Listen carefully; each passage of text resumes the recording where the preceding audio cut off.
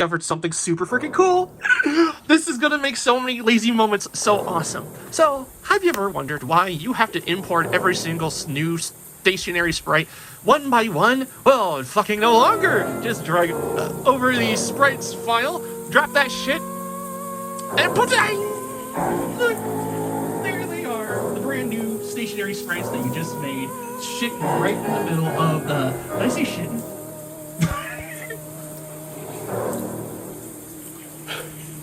It looks like a game.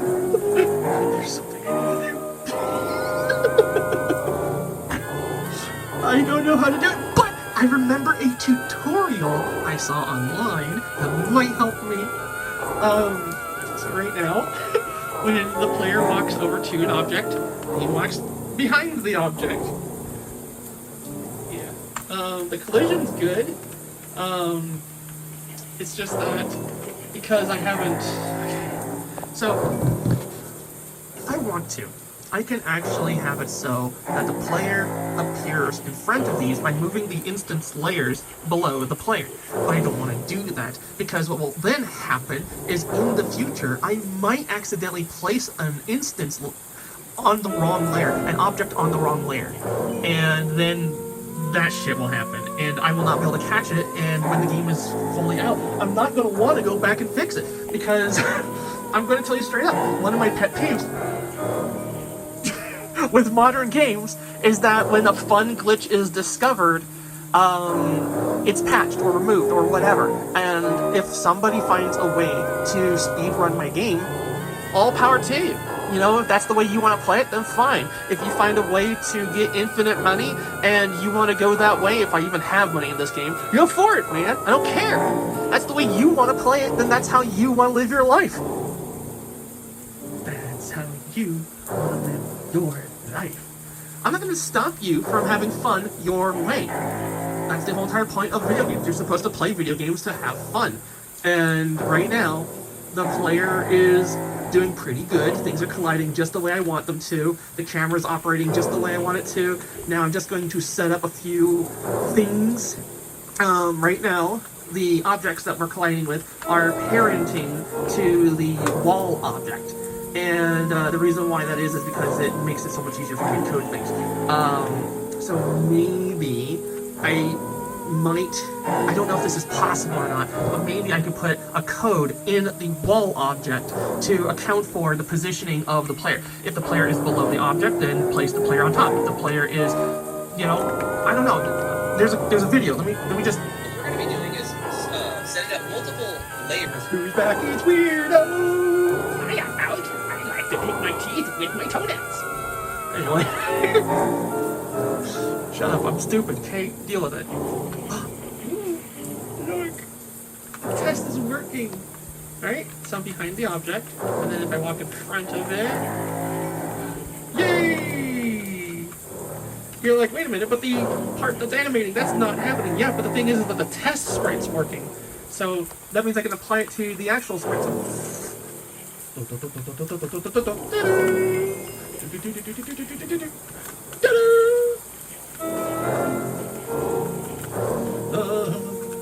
In the middle of the streets. Okay, so the next step. The painstakingly, ass-numbingly difficult process. The walls. Oh god, that's never ending. Okay, so the walls. These are not functioning correctly with the depth. And there's a big reason for this. This entire section is one big ass picture. So,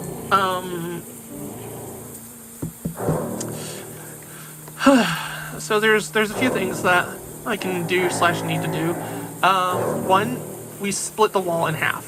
There's going to be a top half and a bottom half. I'm not a big fan of this because in a lot of Zelda games, it causes this weird glitch. How can I show you that glitch?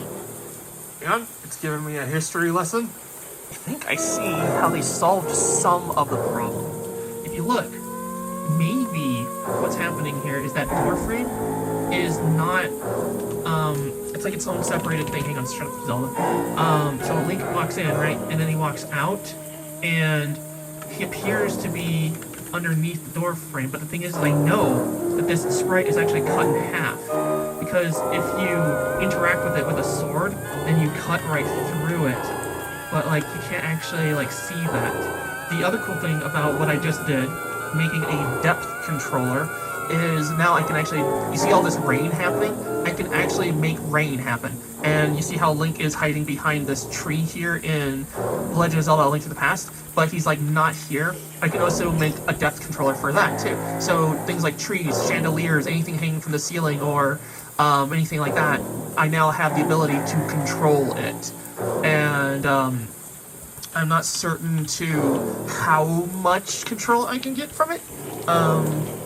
Freaking stupid ass shit, 1 second. With some of the collision and depth stuff, Nintendo did a lazy thing, and they didn't let you actually go behind stuff.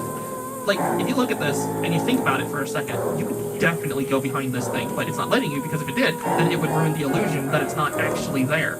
So you go behind this tree, though, and Link can go around it and all that good stuff. And I think this tree sprite is actually an enlarged sprite from somewhere else. I don't know where, but like maybe it's not even being used somewhere else, but it's just an enlarged sprite because it just looks stretched out and weird. I'm trying to find at least one door frame I can show you what the hell I'm talking about. Anybody who's really super familiar with Legend of Zelda: A Link to the Past will know exactly what I'm talking about. Here's another example of them not wanting to program in that depth calculator. Like, this chair right here, Link should be able to walk right behind it and up to a point collide with it, and then like, if I was to program it, I would make it so Link could sit in it somehow. Like, I don't know how the hell that does. Like, Game Maker doesn't let you split collision up. You have to do that manually yourself, which is kind of a bummer. Here's another example of that situation, but this time, I can actually show you the glitch I'm talking about. Watch this. Hang on. Like, do you see what I'm talking about? Link's sword. God dang it. Using my chin here. When Link, hang on, there it is. When Link passes his sword through this object. Right, so they're all my children. And what I want all my children to do right now is say, here's a pool, here's this. So this is going to mean that their draw events aren't going to run. They have now taken themselves out of the draw pipeline in Game Maker, so they're not going to be drawing themselves. And just to show you, if I run the game, of course, nothing at all is drawing themselves. So they're still performing their step events, right? So there, as you can see, they're still moving around, but they're not drawing themselves. Okay, good, so that's fine. Now I'm going to grab another kind of controller object, and I'm going to call this, well, you can call it depth sorter, or you can call it draw, or master draw, or whatever. I'm just going to call it depth sorter. The next step, this is going to be fun. I'm going to have to create a new save because every single time we're about to tackle a big ass thing like this, I make a new save. So what's next? This is a concept art of what I want to happen next. So the game that I'm basing this off of is known as Haunted House, and in that game you play as a pair of eyes. Now the reason why you play as a pair of eyes is because you are in complete and utter darkness, and I'm trying to get a very specific idea across with my game. And this concept art, I'm hoping, will be a good guiding point for what I want. Okay, don't mock me for my Adobe Photoshop CS2. I've been using this since I was like 12. Here's my working idea. Seems to be a pattern here. So, the collision spawns in the camera in the game INIT. Then, it overrides its sprite with the sprite of the player anime object. Animation. That's what it means. Then, this object, the player anime object, will detect if it's in a dark room or not. When it does detect it's in a dark room or not, you then have this right here, the eyeballs. The player sprite will still be there, but the eyeballs are going to be placed on top of it. That way it's on top of the dark room. And this light right here, if this gets turned on, then it turns these off. This turns off, then turns it back on. If there's like a flash of lightning, if there's like a spooky ghost that lights a candle or something, then like you just look normal. And yeah, that's kind of the general idea. How am I going to tackle this for player moving up? Because when the player's moving up, you don't see the eyes. It's just the back of my head. So, like, should I just Scooby-Doo it and place the eyes anyway?